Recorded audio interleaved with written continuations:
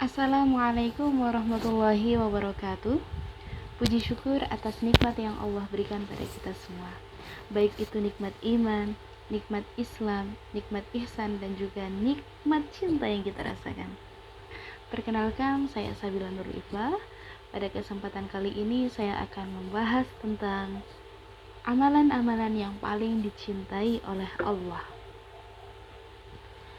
Amalan-amalan yang paling dicintai oleh Allah.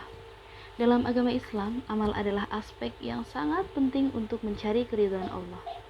Sebagai umat muslim, kita selalu berusaha untuk melakukan amal yang terbaik supaya diterima di sisi Allah. Layaknya kita untuk mendapatkan sesuatu yang kita harapkan dari orang yang kita cintai, maka usaha kita adalah melakukan atau memberikan sesuatu yang dicintai pula. Seperti hadis Rasul yang berbunyi, An Ibnu Mas'ud radhiyallahu anhu qala sa'altu an-nabiy sallallahu alaihi wasallam ayyul 'amali ahabbu ila Allah qala as-salatu 'ala waqtiha qultu summa ayyun qala birrul walidain qultu summa ayyun qala al-jihadu fi sabilillah. Artinya, dari Ibnu Mas'ud radhiyallahu anhu berkata, Rasulullah sallallahu alaihi wasallam bersabda, "Saya tanya ya Rasulullah, amal apa yang paling dicintai oleh Allah?" Rasul menjawab, "Salat tepat pada waktunya." Saya tanya lagi, "Kemudian apa ya Rasul?" Rasul menjawab, "Berbakti kepada kedua orang tua." Saya tanya lagi, "Kemudian apa lagi ya Rasul?" Rasul menjawab, "Al-jihadu fi sabilillah," yaitu jihad di jalan Allah. Ada 3 amalan yang paling dicintai oleh Allah, yaitu sholat tepat pada waktunya, yang kedua berbakti kepada kedua orang tua, dan yang ketiga adalah jihad di jalan Allah. Yang pertama, sholat tepat pada waktunya. Sholat itu adalah tiang agama. Artinya, barang siapa yang mendirikan sholat, berarti ia telah menegakkan agama. Namun sebaliknya, barang siapa yang meninggalkan sholat, berarti ia telah merobohkan agama. Memang tidak mudah mengerjakan sholat tepat pada waktunya. Syaitan selalu menggoda kita ketika kita mau taat pada perintah Allah. Seperti lagu yang sering kita dengar, yang sudah masyhur mungkin, mari kita nyanyikan bersama. Subuh kesiangan, zuhur kerepotan, asar di perjalanan, maghrib kecapean, isya ketiduran. Khalifah Utsman bin Affan menyatakan, orang-orang yang memelihara sholat 5 waktu dan mengerjakannya tepat pada waktunya, maka insya Allah Allah akan memuliakan orang itu dengan 9 macam kemuliaan. Apa saja sih? Yang pertama, 1. Dicintai oleh Allah SWT. Tentu. 2. Tubuhnya akan senantiasa sehat. Yang ketiga, akan dijaga oleh malaikat. Yang keempat, rumahnya akan mendapatkan berkah. Yang kelima, mukanya akan kelihatan tanda orang yang soleh. Yang keenam, akan dilembutkan hatinya oleh Allah. Yang ketujuh, dapat melewati jembatan Shiratal Mustaqim seperti kilat. Yang kedelapan, akan diselamatkan dari api neraka. Dan yang kesembilan, akan ditempatkan dalam golongan orang yang tidak takut dan bersedih. Amalan yang paling dicintai oleh Allah yang kedua adalah berbakti kepada orang tua. Dikutip dalam buku Amalan-Amalan Soleh yang paling dicintai oleh Allah oleh Abdullah F. Hasan, seorang anak memang tidak akan bisa melunasi jasa orang tua meski ia memiliki harta dan seluruh jiwa raganya. Tugas seorang anak adalah berbakti dengan memenuhi hak-hak mereka dengan ikhlas. Jangan sekali-kali mengatakan kepada kedua orang tua kita. Seperti firman Allah, yaitu Bismillahirrahmanirrahim. Wa qada rabbuka alla ta'budu illa iyyahu wa bil walidaini ihsana. Imma yablughanna 'indakal kibara ahaduhuma aw kilahuma fala taqul lahumu uffin wa la tanharhuma wa qul lahumu qawlan karima. Al-ayah, Shadaqallahul Azim.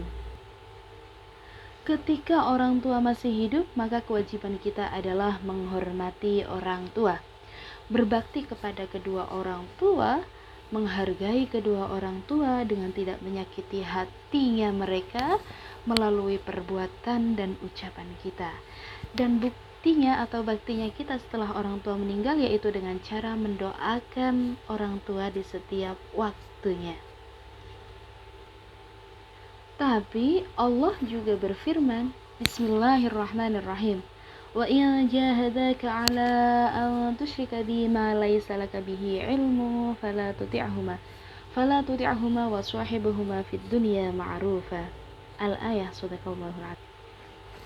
Bahwasanya kita boleh kok tidak berbakti kepada orang tua, tapi hanya dalam satu konteks yang pertama, satu-satunya, yaitu kita tidak diperbolehkan nurut ketika orang tua kita itu memerintahkan kepada kita untuk berbuat syirik terhadap Allah. Kita dilarang untuk menerima atau patuh perintah orang tua yang seperti itu. Orang tua yang mengajarkan syirik kepada anaknya, maka wajib hukumnya untuk ditolak. Namun, kita tetap diberi kewajiban untuk menghargai orang tua, berbakti kepada orang tua, harus hormat kepada orang tua selama di dunianya. Kita meninggalkan perintah orang tua untuk berbuat syirik, tapi kita harus menghormati kedua orang tua kita, berbakti kepada kedua orang tua kita. Amalan yang ketiga yang paling dicintai oleh Allah yaitu jihad fisabilillah. Jihad dalam konteks ini tidak hanya merujuk pada perang melawan musuh atau non-muslim saja. Lebih dari itu, jihad juga mencakup upaya sungguh-sungguh dalam menegakkan agama Allah, seperti menuntut ilmu dan membantu masyarakat keluar dari kemiskinan secara ekonomi. Jihad fisabilillah juga merupakan bentuk ibadah yang memiliki nilai sangat tinggi di hadapan Allah. Tidak semua orang diberikan kesempatan untuk melaksanakan jihad ini. Pemahaman makna jihad secara menyeluruh sangat penting untuk ditanamkan kepada generasi muda sekarang. Mengingat tantangan kehidupan pada zaman globalisasi sekarang ini sangat kompleks, perihal ini dilakukan untuk menghindarkan kita dari kesalahpahaman dalam memaknai kata jihad. Karena yang kita tahu jihad itu harus perang, padahal gak mesti ya. Rasulullah SAW bersabda dalam hadis riwayat Imam Tabrani, ta'allamu wa'allamu wa tawada'u limu'allimikum wa layaw limu'allimikum. Belajarlah kamu semua dan mengajarlah kamu semua, dan hormatilah guru-gurumu, serta berlaku baiklah terhadap orang yang mengajarkan ilmu kepadamu. Dan sabda Rasul lagi, yaitu waman salaka tariqan yaltamisu fihi ilman sahalallahu lahu bihi tariqan ilal jannah. Barang siapa yang menempuh suatu jalan untuk mencari ilmu, maka Allah mudahkan untuknya jalan menuju surga. Hadis riwayat Bukhari. Mari kita simak video berikut ini. Berikut adalah video yang menjelaskan tentang amalan-amalan yang paling dicintai oleh Allah. Salah satunya yaitu tentang berbakti kepada orang tua setelah orang tua sudah tiada. Bergema di pagi raya, sungguh indah juga pilu di dalam dada, bagai anak camar terbang ke laut. Aku hidup tanpa tempat bertaut. Andai dapat kita bertemu, ingin ku cium tangan dan pipimu, menikmati raya bersama. Selamat menyambut hari Lebaran. Ampun dan maaf mohon direlakan. Semoga kita berjumpa. Oke teman-teman semuanya, dari video yang sudah ditayangkan tadi dapat kita ambil hikmahnya, yaitu berbakti kepada kedua orang tua itu tidak sebatas di dunia saja. baktinya kita kepada orang tua itu sampai setelah orang tua meninggal dunia, yaitu dengan cara mendoakan orang tua kita di setiap waktunya. Nah, di sini mari kita semua selalu sholat tepat pada waktunya, doakan orang tua kita, dan semangat belajar dan mengaji untuk bekal kehidupan di dunia dan di akhirat.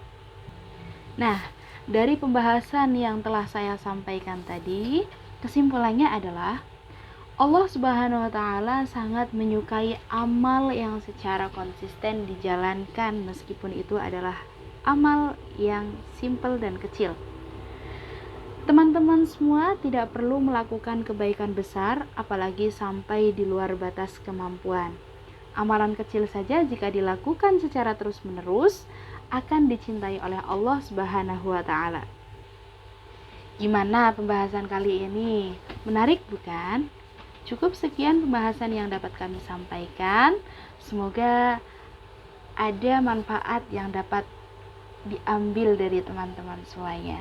Cukup sekian. Unzur makola wala tangzur man kola. Wallahu a'lam bishawab. Akhir qoli, wassalamualaikum warahmatullahi wabarakatuh.